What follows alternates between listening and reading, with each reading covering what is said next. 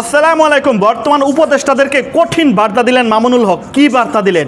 কঠিন জবাব দিলেন, কঠিন প্রশ্ন ছুড়ে দিলেন এবং আলটিমেটাম দিলেন। জি, ভিডিওটা দেখেন, তারপর আমি বিস্তারিত বলতেছি। তো ভিডিওটা বেশি বেশি শেয়ার করে দিন, পেজটি ফলো করে দিন। দেখেন, উপদেষ্টা নাহিদ সাহেবকে সতর্ক করি, আমি তার দৃষ্টি আকর্ষণ করে বলতে চাই, মামুনুল হককে চিনেন না?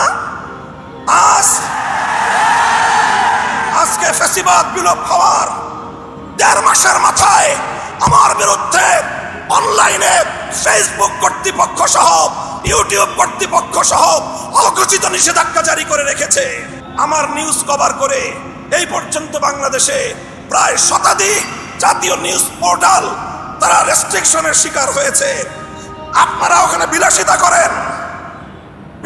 করেন, বৈষম্যের বিরুদ্ধে সংগ্রামী আমাদেরকে আমাদের সমস্যাগুলোকে সমাধান করবার কোনো চিন্তা আপনাদের নাই। আপনারা উপদেষ্টা পরিষদ রাষ্ট্র পরিচালনা করতে পারবেন না আমাদের সহযোগিতা ছাড়া। আমার এই বক্তব্যের ২৪ ঘন্টার মধ্যে যদি আপনারা কোনো ব্যবস্থা গ্রহণ না করেন, আমরা আপনাদের বিরুদ্ধে ব্যবস্থা গ্রহণ করতে বাধ্য হব।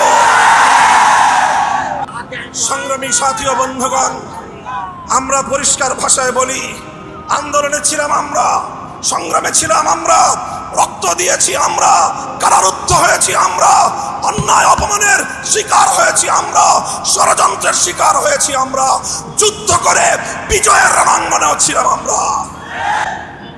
এখন সম্মিলিতভাবে এই রাষ্ট্রটাকে এগিয়ে নেওয়ার দায়িত্ব আমাদের।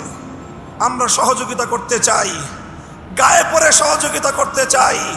আমাদের গায়ে পড়ে সহযোগিতা যদি পায়ে ঠেলতে চান, সে পা ভেঙ্গে গুড়িয়ে দিতে এক মুহূর্ত আমরা বিলম্ব করব না। আল্লাহ পাক রব্বুল আলামিন। জি, বাংলাদেশে ভাই যেই কথাই বলুক, আলেমদের উপর কি পরিমাণ নির্যাতন আর আলেমরা কি পরিমাণ সহ্য করে করছে, এটা আলেমরা নিজেরাও জানে, আমরাও দেখছি।